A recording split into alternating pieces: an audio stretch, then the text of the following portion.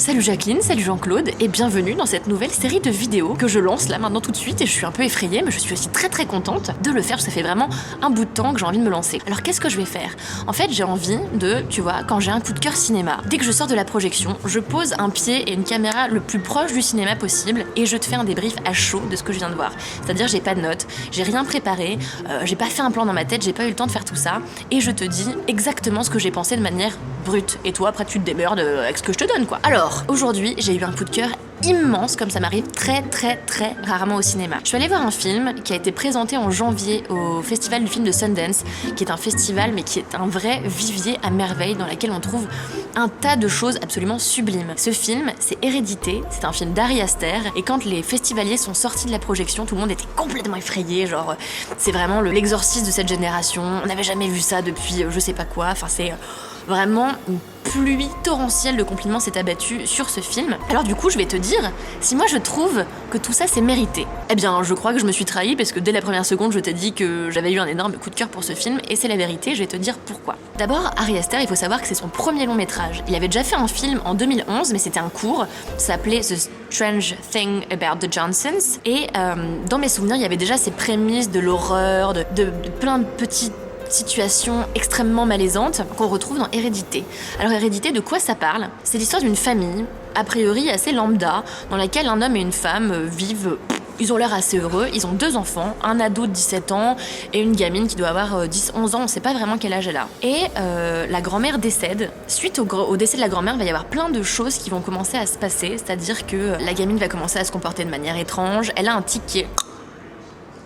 Déjà, ça me fait flipper. Sans rien te révéler. Tout ce que je peux te dire, c'est que la famille va ensemble sombrer dans une espèce de folie dont on ne sait pas si c'est une réelle folie ou juste la manifestation d'éléments surnaturels. Pourquoi est-ce qu'il faut absolument que tu ailles voir Hérédité? Le premier truc, c'est que putain, ça fait flipper. Mais ça fait flipper vraiment. Alors, pour tout avouer, moi, je suis une grande fan de films d'horreur. C'est-à-dire, j'en bouffe tout le temps, matin, midi, soir. Tous les jours, je vois même des trucs réalisés par des ados qui ont 14 € de budget. Enfin, je m'inflige tout. Et je trouve que l'horreur, c'est un genre qui est malheureusement sous-estimé au cinéma, alors que c'est un genre qui dit énormément de choses de la société. C'est un genre qui est extrêmement cathartique, et donc en ça, il faut vraiment le prendre comme un genre à part entière et l'aimer, le chérir, le choyer.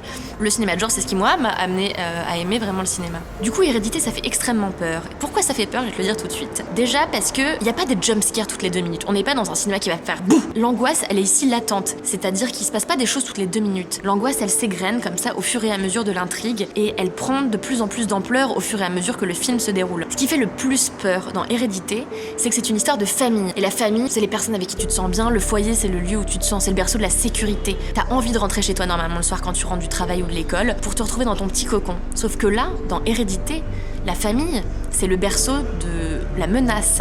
C'est-à-dire que tu rentres chez toi et tu as peur que quelque chose t'arrive, qu'il vienne de ta mère, de ta sœur, de ton frère. Tu as peur que quelque chose te fasse du mal.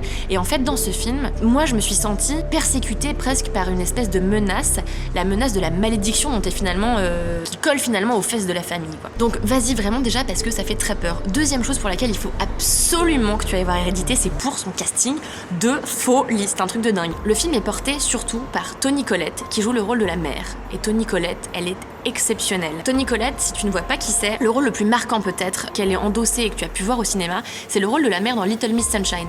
Et ce qui est très drôle, Hérédité, c'est vraiment le miroir maléfique de Little Miss Sunshine. C'est-à-dire que dans Little Miss Sunshine, il y a aussi ces personnages un petit peu atypiques qui portent tous la marque d'un passé plus ou moins lourd, sauf que l'issue est hyper heureuse et que finalement, ils font de leur différence des forces et qu'ils arrivent à former un vrai clan au bout du compte. Dans Hérédité, c'est précisément l'inverse. C'est-à-dire que toutes les tares de chacun vont finir par prendre tellement de place, par être tellement exacerbées que plus rien ne peut coller entre eux et que les personnages vont être obligés d'aller les uns chacun d'un côté et que personne n'est plus soudé et qu'au contraire les membres de la famille ont peur les uns des autres. Il y a vraiment une espèce de névrose qui s'installe et c'est ça en fait. Hérédité, c'est un foyer infectieux dans lequel chacun a peur de l'autre, etc. Et donc Toni Collette, c'est la mère de famille et en fait elle passe tantôt d'un état complètement lucide à un état de folie avancée. Il y a des moments complètement dingues où elle est en train d'avoir une crise de somnambulisme et elle se réveille et d'un coup son visage change, c'est dingue. Son visage est transformé, elle a un jeu d'actrice qui est franchement exceptionnel. Elle est vraiment complètement dingue, c'est-à-dire que la caméra est tout le temps au plus près d'elle, on n'arrête pas de la voir évoluer. C'est vraiment le personnage le plus important du film, contrairement à ce que laisse penser la bande-annonce. C'est avec elle qu'on est en permanence, c'est dans sa folie qu'on va rentrer et c'est avec elle qu'on va se demander si on est en train de devenir fou ou si juste on est victime de présence ectoplasmique paranormale. Bien sûr, il n'y a pas que le personnage de la mère qui est complètement fou, il y a aussi le personnage de son mari, qui est joué par Gabriel Byrne, qui est sensationnel et qui est toujours dans la mesure, contrairement à sa femme. C'est-à-dire que c'est lui qui va essayer de la tempérer, c'est lui qui va gérer les crises familiales. Et Dieu sait qu'il va y en avoir. Le rôle de la jeune fille est tenu par Milly Shapiro, qui est à la fois angoissante et bien sûr très angoissée, et pour laquelle on a une espèce de sympathie presque immédiate. En tout cas, moi je l'ai ressenti, cette sympathie. Donc ensemble, voilà, ils forment cette espèce de famille dysfonctionnelle, et chacun a vraiment son identité. C'est complètement dingue, vraiment, c'est une performance d'acteurs. Tous sont extraordinaires. La troisième raison pour laquelle il faut absolument aller voir Hérédité, c'est parce qu'on est sans cesse baladé entre le vrai et le faux. De temps en temps, dans le réel, il y a l'insertion du surnaturel, mais on ne sait pas vraiment si ce surnaturel-là, c'est une vraie manifestation, ou si c'est simplement la manifestation de la folie de la mère, de la folie des autres. Du coup, on est sans cesse baladé entre le vrai, le faux. Il y a quelque chose d'extrêmement intelligent dans ce film, c'est que Toni Collette, donc la mère, sa passion et son travail surtout, c'est de fabriquer des scènes de la vie miniatures. Et en fait, elle a réussi à miniaturiser sa propre demeure. Et donc chez elle, à l'intérieur de son foyer, il y a la miniature de sa maison avec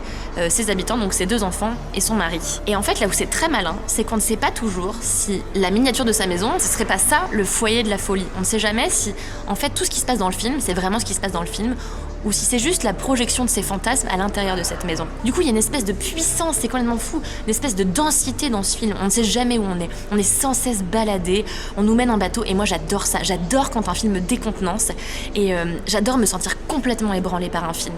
Et c'est précisément ce qui s'est passé. Je dis pas que ce film est révolutionnaire, parce que, en effet, il adopte plein de gimmicks, il y a plein de codes du cinéma de genre qui sont déjà très bien établis. Mais tous ces codes, Ari Aster, il en fait quoi? Il les prend, il les transcende.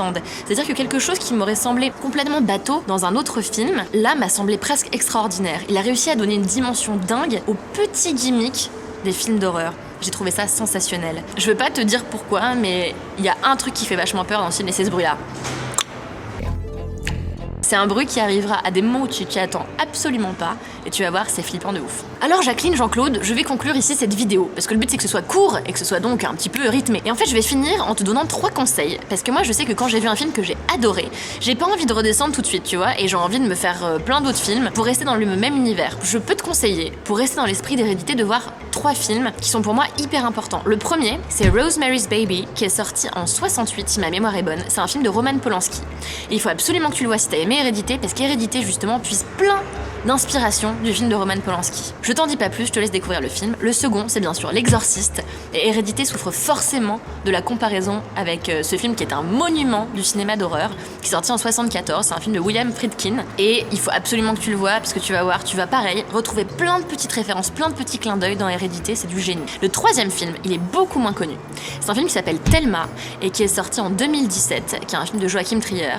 C'est un film franco-norvégien, dans lequel une jeune femme, pareil, est sujette à des comportements bizarres. Ça oscille toujours entre est-ce qu'elle est folle, est-ce qu'elle souffre d'une réelle pathologie, est-ce qu'elle fantasme, on ne sait pas. Je te conseille grandement de voir Thelma, c'est un film qui mériterait d'être vraiment beaucoup plus connu. Sur ce, je vais te dire de kiffer ces 4 films que je viens de te conseiller, et surtout vraiment va voir Hérédité, c'est la meilleure chose, c'est le film le plus flippant que j'ai vu cette année, vraiment, c'est complètement dingue. Si t'as aimé cette vidéo, n'hésite pas à poser un pouce bleu, c'est très important, vraiment de dire que tu as aimé quelque chose, ça me fera du bien à mon petit cœur, parce que vraiment c'est tout nouveau pour moi tout ça. Aussi, abonne-toi à la chaîne Mademoiselle, tant qu'à faire, et puis n'hésite pas à me suivre sur mon compte Instagram qui s'affichera quelque part par là. N'hésite pas à me dire en commentaire, vu que c'est la toute première, s'il y a des trucs que t'as pas aimé, s'il y a des trucs que t'as aimé, comment je pourrais modifier, comment je pourrais améliorer ce format. Voilà, et puis je te souhaite la meilleure des soirées possibles devant Hérédité, et j'espère surtout que t'arriveras à refermer l'œil la nuit. Allez, des kisses.